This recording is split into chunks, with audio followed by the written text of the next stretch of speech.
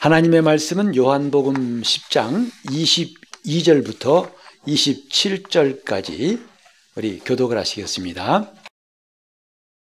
예루살렘의 수전절이 이르니 때는 겨울이라 예수께서 성전한 솔로몬 행각으로 단신이 유대인들이 에워싸고 가로되 당신이 언제까지나 우리 마음을 의혹해 하려나이까 그리스도요든 밝히 말하시오 하니 예수께서 대답하시되 내가 너희에게 말하였으되 믿지 아니한도다. 내가 내 아버지의 이름으로 행하는 일들이 나를 증거하는 것이오늘 너희가 내 양이 아니므로 믿지 아니하는도다. 내 양은 내 음성을 들으며 나는 저희를 따르며 저희는 나를 아느니라. 아멘. 수전절이라는 명절은 우리 신약교회는 좀 생소하지만 유대인들에게는 굉장히 유명한 절기입니다. 일명 하누카라고도 하지요. 이것은 이제 신구약 중간사 시대에 이제 아수르의 아주 잔인하고 악한 왕이 성전을 짓밟고 거기에 우상을 세우고 돼지에 잡아 피를 뿌리고 정말 이루 형언할 수 없는 하나님을 모독하는 일을 했을 때에 마카베 반란이라고 해서 이른바 독립운동이죠. 그들이 일어나가지고 드디어 이들을 다 물리치고 다시 성전을 깨끗게 한 날. 수랑은 수리한다 할 때 숫자이고 성전할 때 전자예요. 성전을 깨끗게 수리했다.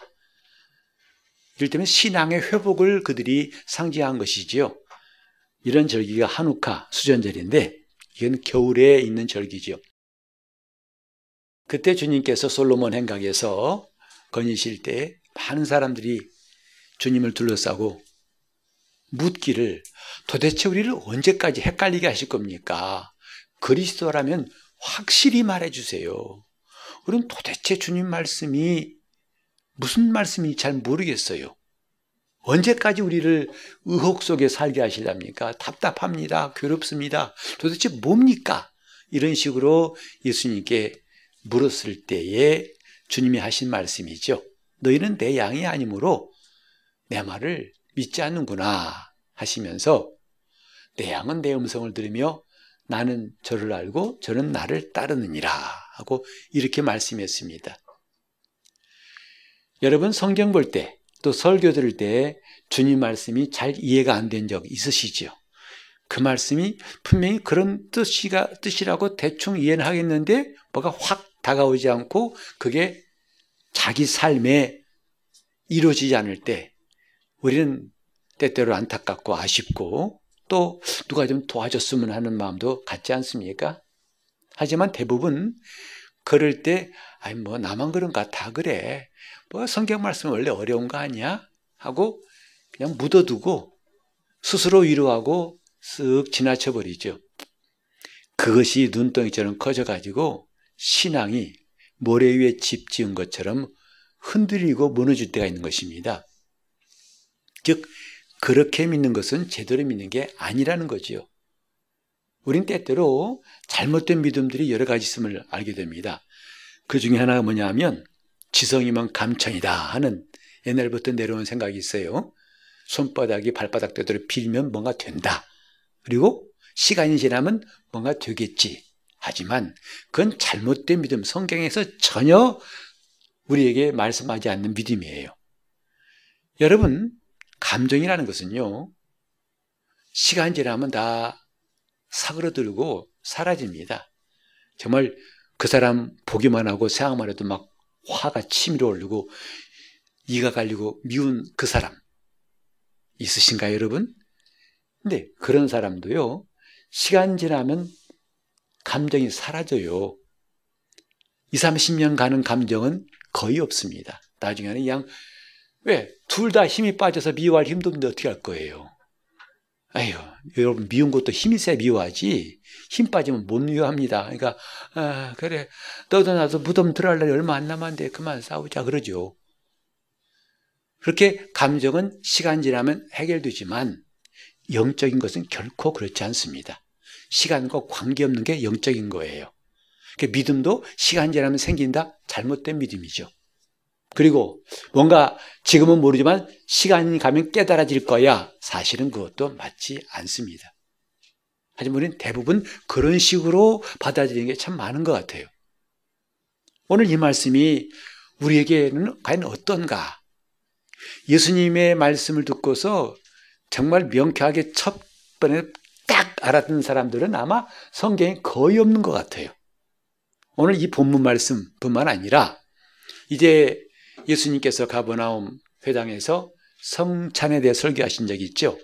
곧 내 살을 먹고 내 피를 마신 자는 생명을 얻었고 내가 나를 보내신 아버지로 인해 사는 것 같이 나를 먹는 그 사람도 나를 인해 살 것이다. 그 말씀에 대한 제자들의 반응이 뭐냐면 요한복음 6장 60절에 나와 있어요. 그 말씀을 듣고 하는 말이 그거죠. 제자 중 여럿이 듣고 말하되 뭐라고 그랬어요? 이 말씀은 어렵도다. 누가 들을 수 있느냐 한데. 그러니까 우리는 이런 성경 보고 좀 위로받습니다. 아, 나만 그런 게 아니고 제자들도 심히 어렵단 말씀을 했구나. 그래 내가 요한복음 6장에 성찬에 대한 말씀하실 때 그걸 이해 못하는 것도 저기 안심이 돼요. 나도 뭐 특별히 못난 것은 아니네 라고 생각합니다. 이 말씀이 초대교회 때에도 굉장히 핍박받는 원인 중에 하나였다고 그래요. 왜?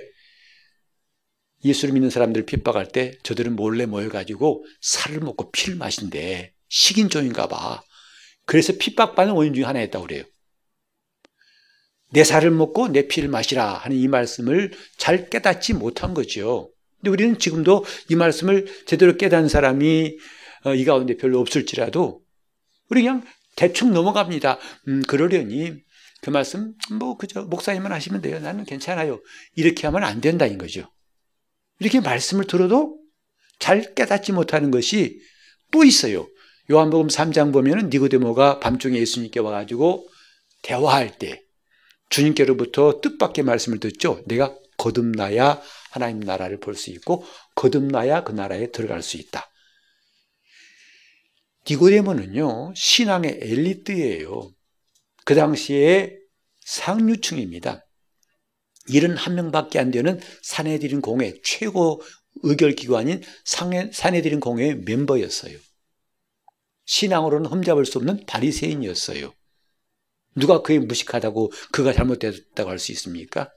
근데 그가 그만 뒤통수 아찔할 만큼 충격적인 말씀이 거듭나라는 말씀이었고 어떻게 다시 어머니 뱃속에 들어왔다 나와야 됩니까? 라고밖에 이해가 안 된 거죠. 그때 육으로 난 것은 육이요 영으로 난 것은 영이다. 바람이 이민을 불매 어디서 오미 어디로 왔는지 알지 못하나 것처럼 성령으로 한 사람은 이와 같다. 그때도 깨닫지 못하고 헤매니까 주님이 하신 말씀이 있죠. 요한복음 3장 12절에 이렇게 말씀했어요. 내가 땅의 일을 말하여도 너희가 믿지 아니하거든. 하물며 하늘 일을 말하면 어떻게 믿겠느냐. 정말 주님 말씀은 수준을 말할 수가 없는 그런 말씀인 것 같아요. 그 당시에 최고의 신앙의 엘리트였던 니고데모도 어찌할 줄 모르는 거죠. 도무지 이해가 안 가는 거죠. 근데 주님은 이 정도가 아니라 앞으로 하늘 일을 말하면 어떻게 믿겠느냐. 이런 말씀이 있고 그 다음에 또 주님이 유대인과 대화할 때 요한복음 8장 43절에 이런 말씀이 있어요. 같이 읽을까요? 어찌하여 내 말을 깨닫지 못하느냐. 이는 내 말을 들을 줄 알지 못하다.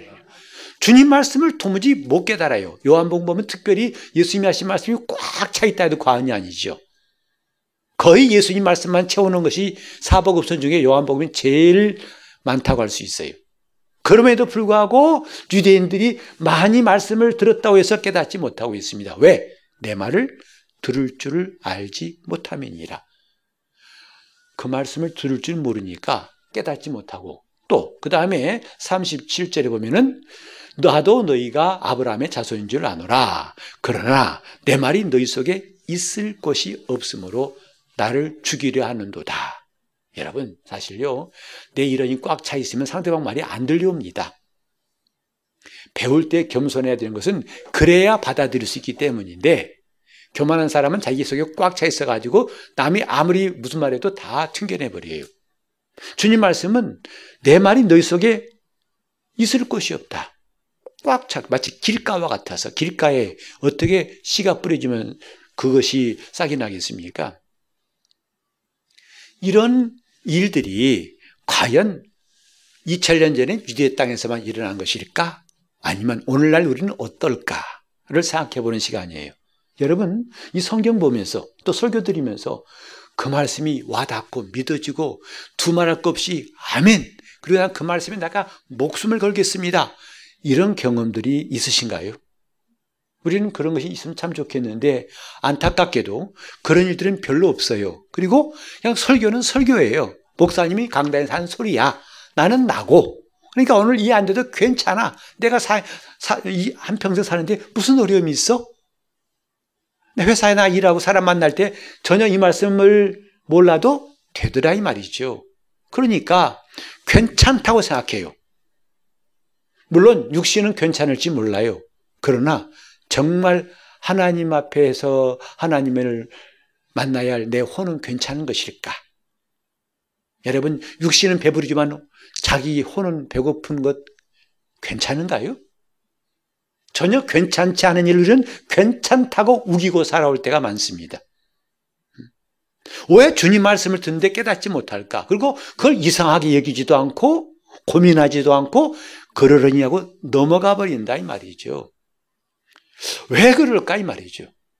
오늘 주보에도 실었습니다만 진리를 알지니 진리가 너희를 자유케 할 것이다. 머릿속에는 많이 암송한 말씀이에요. 근데 진리가 뭡니까?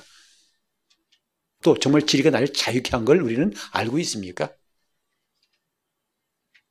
근데 우리는 이런 문제가 전혀 우리에겐 부담이 없어요.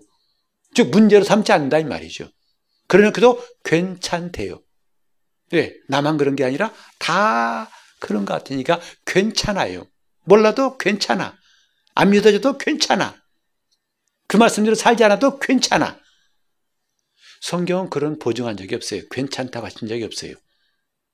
아까도 우리 봤지만은 예수님 말씀을 들을 줄 모르니까 깨닫지 못하고 깨닫지 못하니까 그 말씀 속에 그 말씀이 이 안에 자리 잡을 수가 없죠. 결국은 뭐죠? 예수를 오해해서 죽였어요. 왜?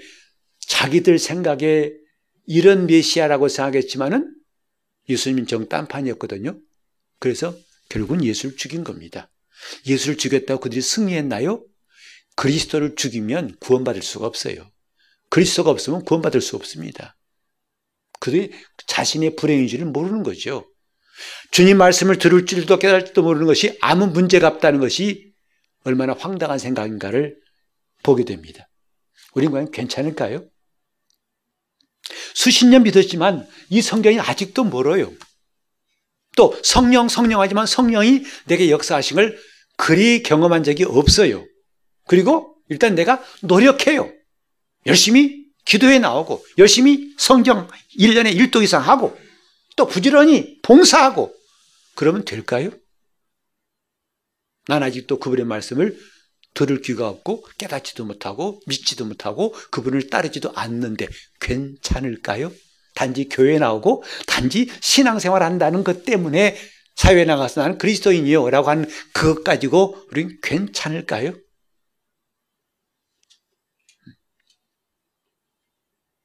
참 우리는 성경을 두고도 성경과 남남인 삶을 사는 것 아닌가 생각해요. 왜? 성경과 친하질 않아요. 봐도 모르겠고 아예 덮어놓습니다. 왜? 다 또 주일날 해설해 주는 사람이 있으니까 목사님 말씀 들으면 되지 뭐. 물론 들을 수 있어요. 그러나 중요한 것은 내가 믿어야 됩니다. 믿지 않으면 아무 소용이 없어요. 여러분, 그림의 떡이란 말이 있잖아요. 이제 음식점에 쇼 윈도 보면은 그 집에서 잘하는 음식을 딱 방부제 뿌려가지고 해놔요. 그거 본다고 배부릅니까? 들어가서 돈 내고 사 먹어야 맛있고 배부른 겁니다. 여러분, 듣는다고 끝나는 게 아니죠. 믿어야 된다고요. 믿어야 효력이 있는 거죠. 믿으려면 들어야 될 텐데 제대로 듣지 못하니까 믿을 수가 있다 없다? 그렇다면 괜찮은 게 아니다 이 말이죠. 다시 한 번 말합니다. 그래도 되는 게 아니다. 그러면 나중에 큰일 난다 이 말이죠. 사람들은 한평생 많은 착각을 합니다. 내가 잘났다고 착각하고, 내가 예쁘다고 착각하고, 내가 똑똑하고 착각하고, 내가 제일 낫다고 착각합니다. 착각 안 하고 사는 사람은 아마 거의 없을 것 같아요. 그죠? 심지어는 나이 들어서도 난 젊어 착각하고 있어요. 저도 가끔 착각해요. 젊다고. 여러분 인정하지 않지만. 근데 진짜 위험한 착각은 성경을 믿는 것 같은데 안 믿어요. 예수를 아는 것 같은데 몰라요. 그 말씀을 깨달은 것 같은데 몰라요. 이건 굉장히 큰 착각이에요. 그래도 구원받을 거라 착각한다? 그건 정말 나중에 큰일 납니다. 엄청난 일 당합니다. 그때는 성경에 보면 슬피 울며 이를 갈 것이라고 했고, 그때에 구더기도 죽지 않는 불못에서 영원한 고통을 당할 것이라고 주님이 직접 말씀하셨어요. 우리는 그런 일이 있기 때문에 그런 일을 능히 피하려고 예수 믿는 거 아니겠어요? 여러분, 심판이 있기 때문에 예수 믿는 거지, 만약에 심판 없다면 우리는 예수 믿을 필요가 없어요. 안 믿어도 됩니다. 여러분이 고생 안 하셔도 되고, 주일날도 여러분 편안히 늘어지게 주무시고 잘 잡수시고 쉬고 됩니다. 몰라 이렇게 추운 날씨에 교통편을 이용해가지고 부지런히 교회 옵니까? 그러면 쓸데없는 일, 낭비 아니에요? 자, 돌아와가지고 왜 주님 말씀이 이렇게 어렵다고 그들은 들었지만 깨닫지도 못하고 잘 모를까? 주님은 여기서 명확한 답을 말씀하시는 겁니다. 뭐냐? 내 양이 아니므로 나를 믿지 않는다. 또 영거포 하신 말씀이 내 양은 내 음성을 들으며 나는 저를 알고 저는 나를 따르느니라. 외국에 가서 세미나 할 때 종종 느끼는 게 뭐냐면 통역에 대한 갈급함입니다. 통역이. 그래서 전에 코스타리카 갔을 때 통역이 정말 잘 준비가 안 돼가지고 그쪽의 목사님이 소개해서 그쪽에 우리 교포인데 한국말도 잘하고 스페인말 잘한다고 그래요. 얼마나 좋아요. 바로 즉각 통역할 수 있으니까. 그래 그분을 좀 불러다가 한 2타임인가 했어요. 근데 통역하는데 좀 이상한 게 뭐냐면 내가 한마디 하면 이 사람은 2-3마디 하는 거예요. 어쩌다가 아니라 계속. 그러니까 내가 10분 말하면 20-30분 말하는 거죠. 근데 좀 기분이 이상해요. 이거 통역이. 나중에 물어봤더니 그 코스타리카 현지인들이 도대체 뭔 말인지 모르겠다는 거예요. 그건 무슨 내용을 말하는데 그렇게 모르겠습니까? 했더니 내가 한 말을 나름대로 해설하다는 거죠. 그런데 해설도 잘하면 좋을 텐데 엉뚱한 말. 나는 내 말하고 이 사람은 이 사람 말한 겁니다. 계속 말하는. 그러니까 그 시간 동안 아무것도 한 것이죠. 나중에 할 수 없어가지고 영어 통역자를 세우고 다시 또 스페인어 통역자 세워가지고 했을 때는 그나마 알아듣겠다고 하더라고요. 그러니까 해외 가면 참 고민이 뭐냐면 저들 분명히 말하고 있는데 내가 그 말에 동참할 수가 없고 같이 공감할 수 없고 같이 표현할 수가 없어요. 알아들어야 표현하죠. 그래서 영어를 좀 잘해야겠다, 스페인어를 좀 해야겠다는 필요성을 느끼고 우리는 어학원도 가고 또 누구한테 공부를 배워봅니다. 또 부지런히 열심히 혼자 공부도 해봅니다. 그냥 청취도 하면서 열심히 합니다. 드라마를 보면서 따라 해봅니다. 근데 그러잖아요. 더 좋은 방법이 있다. 뭐 3개월 좋고 6개월 좋으니까 가서 살아봐. 그게 진짜야 하더라고요. 그러면 들어보신 적 있죠? 한국에서 아무리 그렇게 새벽에 가서 새벽반 배우고 뭐 원어민과 전화해서 배우고 한다 하더라도 던져진 것처럼 그거 가지고 뒹굴면서 부딪히면서 살아보라는 거. 그러면 제일 빨리 습득한다는 거죠. 근데 더 좋은 길이 있어요. 그 나라에서 태어나면 돼요. 그때면 아무 문제가 없어요. 진짜 아무 문제 없어요. 걱정 없어요. 놓치는 말도 없고 금방금방 알아듣고. 와, 그래서 그 나라에 태어나면 그건 뭐 더할 나위 없이 좋은 거지요. 영적 생활도 마찬가지예요. 오늘 우리는 부지런히 새벽기도 나오고 금요기도 나오고 성경도 1년에 1도 이상 하고 성경 공부도 부지런히 찾아가서 배웁니다. 그리고 성경도 암송하고 합니다. 그런데 더 좋은 것, 제일 좋은 게 뭐냐면 주님의 양이 되면은 내 음성을 듣는다 하셨어요. 우리는 그 앞에 제일 중요한 주님의 양이 된다는 걸 쏙 빼버리고 주님의 음성을 듣고 싶습니다. 주의 음성 외에는 더 기쁨 없습니다. 주님, 주님, 주님, 주님 음성을 듣겠다고 참 애쓰지요. 안 들리더라고요. 그죠? 주님 나 좀 불러주세요. 아무개야 하고 누가 그렇게 경험했다면 그게 부럽습니다. 하나님 참 좋으시다. 이분 참 좋겠다. 하나님 직접 이름을 아무개야. 그때 무슨 말로 부르시더냐 하고 반문하면 참 쑥스럽죠. 왜? 너는 한 번 부르시더냐? 보통 성경에는 2번 부르던데 아브라함아 아브라함아 하고 사무엘아 사무엘아 하고 너는 한 번 불렀다며? 하고 우스갯소리 나올 수 있어요. 여러분 보세요. 주의 음성을 듣는다는 거 누구나 다 기독교인이라면 원할 거예요. 그런데 그거 어떻게 합니까? 그거 들으려고 심지어는 그 주의 음성 듣는 세미나 가서 일주일 동안 배우기도 합니다. 어떻게 해라, 성경 어떻게 해라, 어떤 마음으로 해라. 근데 사실 주님은 너무 간단한 걸 말씀하셨어요. 내 양은 내 음성을 들으며. 주님의 양은 주님의 음성을 듣게 돼 있다는 거예요. 훈련할 필요가 없어요. 주의 음성을 듣는데 훈련할 필요가 없다 이 말이에요. 주님의 해답은 뭐예요? 내 양이 되라는 거죠. 내 양은 내 음성을 들으며. 사실 요한복음 10장은요 1절부터 양 이야기예요. 주님이 선한 목자이심을 말씀하시면서 3절에는 뭐죠? 목자가 우리의 문을 열고 양들의 이름을 각각 불러 인도해내느니라. 타인이 부르면 그 음성은 듣지 않는다. 오히려 도망한다. 아무리 주인의 음성처럼 흉내내어도 그를 따르지 않는다. 이미 그 앞에서 하신 말씀의 연장선입니다. 이렇게 주님이 말씀하셔도 그들은 못 알아듣고 아니 좀 속 시원하게 말해주세요. 그리스도입니까? 아닙니까? 확실히 말해주세요. 이러고 있다 이 말이죠. 나 말했지 않냐? 근데 안 믿지 않느냐? 왜 안 믿는 줄 아냐? 내 양이 아니기 때문이라는 거죠. 주님의 양은 주님의 음성을 듣는다. 이게 주님의 주신 해법이에요. 해답이에요. 완전한 답이에요. 학원가 들으는 게 아니고 신앙생활 수십 년 하면 뭔가 귀뜨인다. 그 말도 아니고 주님 말씀은 내 양은 내 음성을 들으며. 그 나라가 살아보세요. 통역자 필요 없다니까요. 아니 그 나라에서 태어나보세요. 무슨 영어 걱정합니까? 무슨 스페인어 배우려고 했습니까? 그들은 별도로 배우지 않습니다. 그냥 나면서부터 시작부터 다 익혀버리는 거죠. 제일 좋은 길 아닙니까? 신앙생활도 우리는 뭔가 이루려고 하고 뭔가 알려고 하고 뭔가 되려고 노력하는 것이 아니라 주님은 먼저 내 정체성부터 시작하라는 거죠. 주님의 양부터 되라는 거예요. 주님의 양이 되면 말씀이 들려온다는 거죠. 그때는 어렵다 쉽다는 말을 할 필요가 없어요.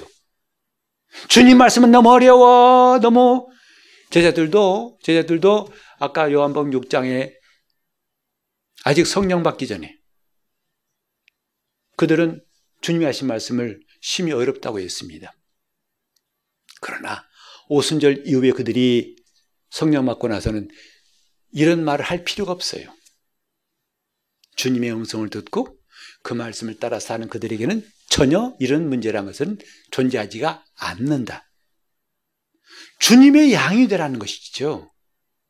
내 음성 듣겠다고 하는 것 좋지만 먼저 해야 할 일은 주님의 양이 되라는 거죠. 오늘 우리는 지금 이 핵심을 딱 빼버리고 본인이 부지런히 길을 찾습니다. 부지런히 노력합니다. 부지런히 수고합니다. 부지런히 훈련합니다. 누가 좋다고 하면 그 방법대로 해보고 누가 말하면 또 이 방법도 해보고 이렇게 해서 일평생 방황하는 중이에요. 진짜 이 중학교는 가장 오래 다닌 중학교예요. 방황중학교라고. 계속 방황 중이에요. 계속 방황 중입니다. 그래도 아직 답이 안 끝났어요.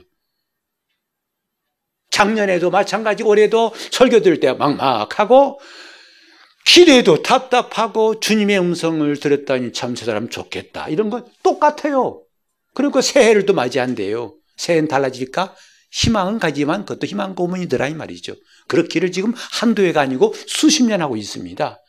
그래 놓고도 문제는 뭐냐면 고민을 하지 않아요. 갑자기 위가 아프면 이거 뭐야 아프다. 그럼 고민하면서 뭐 해결을 하는데 이거는 고민하지 않습니다. 갑자기 오겠다는 차가 안 오면 답답하죠. 오늘 버스가 왜 안 오지? 그러나 이 문제는 고민하지 않습니다. 내 양은 내 음성을 들으며 먼저 자기 정체성부터 시작하라는 거예요. 성경은 그걸 변화라고 합니다. 이대로는 안 되고 변화되어서 내 정체성을 제대로 가져야만 된다는 게 첫 번째예요. 먼저 뭐가 되라? 주님의 양이 되면 그 음성을 훈련할 것도 없고 노력할 것도 없고 그때는 양은 그 음성을 듣게 돼 있다는 거죠. 쉽지 않습니까? 주님 양이 되라는 거예요.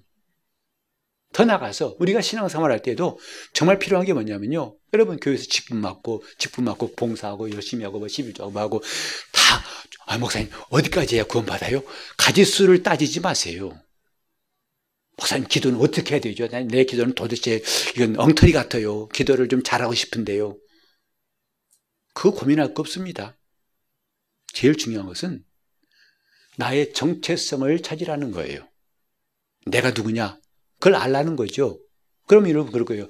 아니 목사님 난 환갑 넘었고요. 지금 70, 80대고요. 근데 내가 아직도 날 모르는 것 같아요? 나는 날 잘 알아요.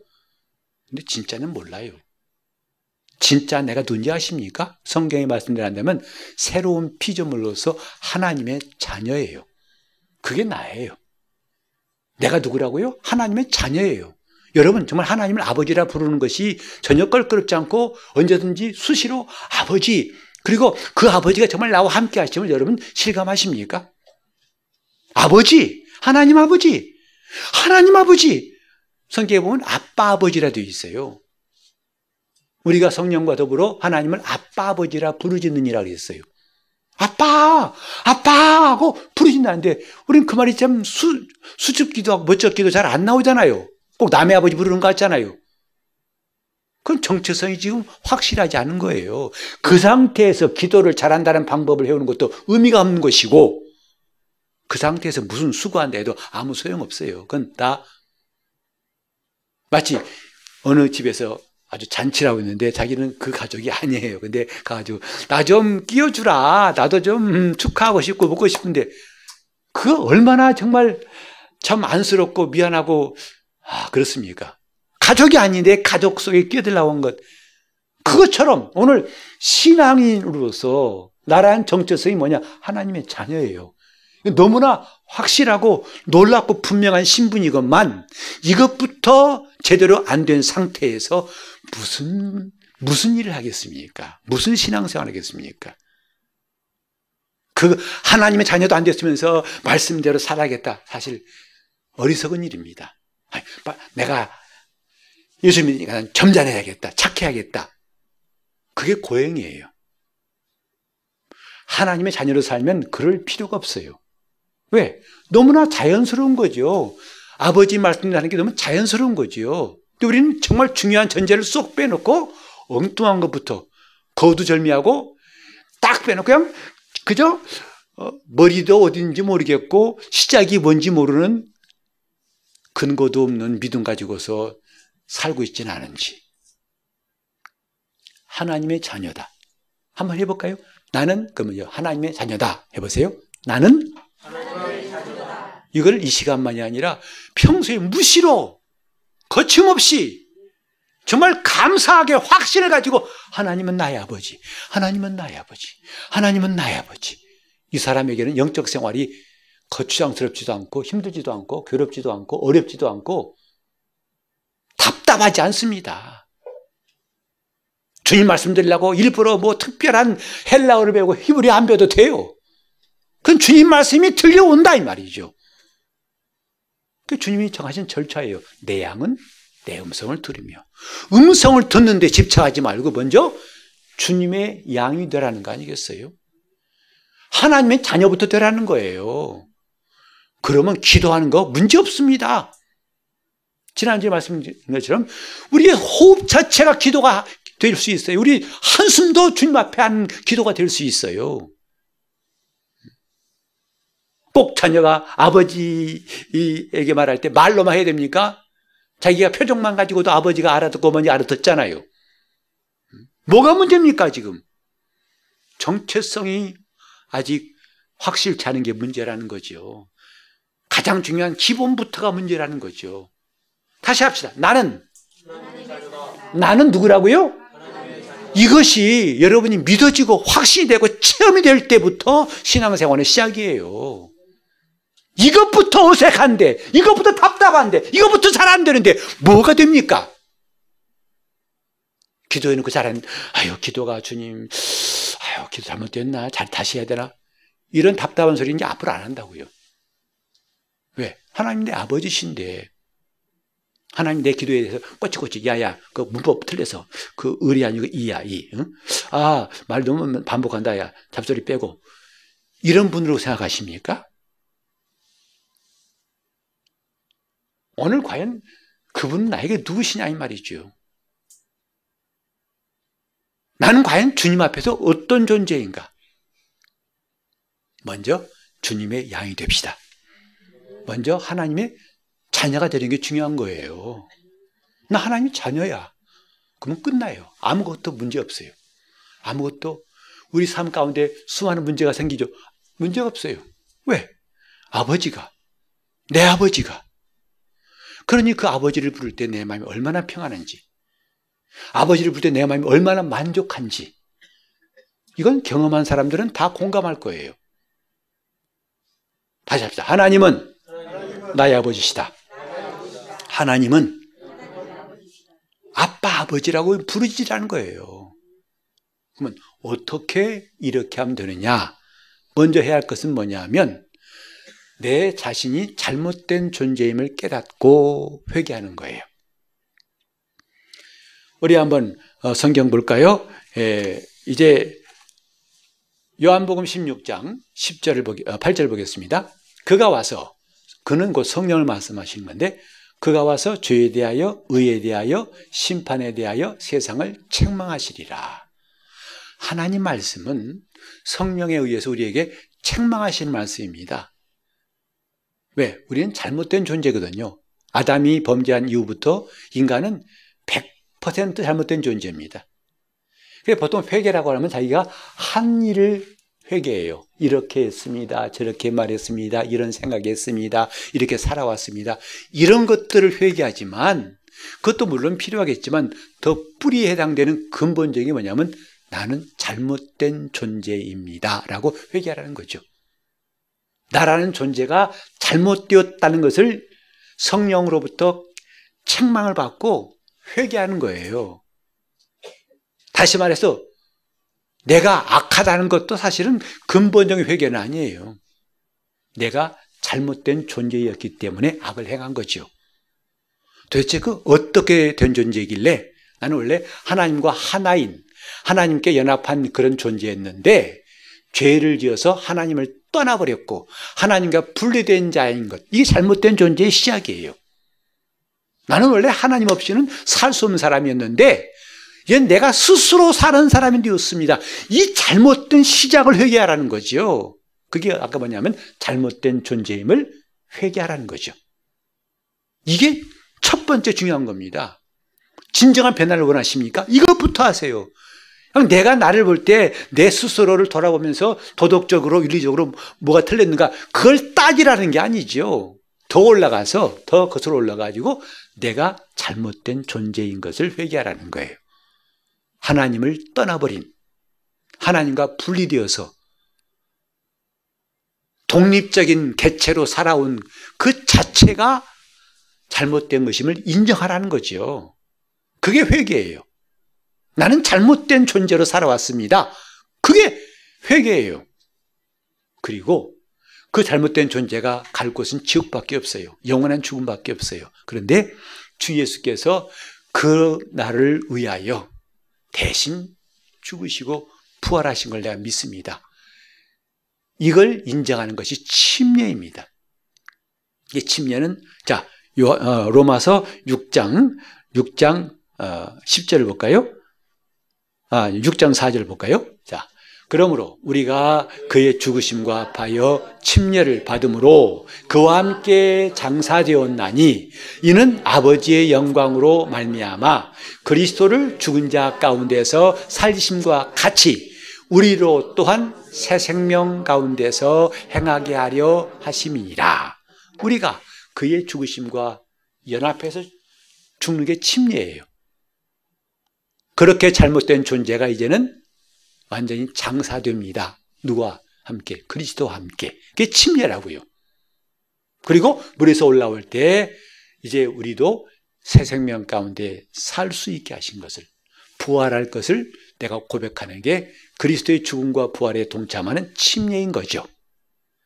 그럴 때에 우리는 비로소 고린도후서 5장 17절에 있는 것처럼 새로운 피조물이라. 같이 읽을까요? 그런즉 누구든지 그리스도 안에 있으면 새로운 피조물이라. 이전 것은 지나갔으니 보라 새 것이 되었도다. 이제는 새로운 피조물이다. 몸은 어제 썼던 거 다시 쓰는 것 같지만 이보다 내 본질에 해당하는 영과 혼은 완전히 변화된 것이다 이 말이죠. 하나님의 자녀로 변화된 것이다 이 말이에요. 그러니까 새로운 피조물이란 말은 하나님의 자녀가 되었다는 뜻이거든요.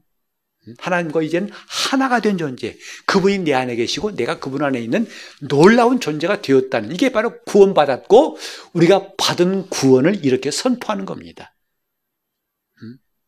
이런 변화가 없이는 세월 지난다고 달라질 것이 없고 이대로 괜찮을 거라는 그 헛된 위로도 나중에는 큰 절망으로 다가올 수밖에 없습니다.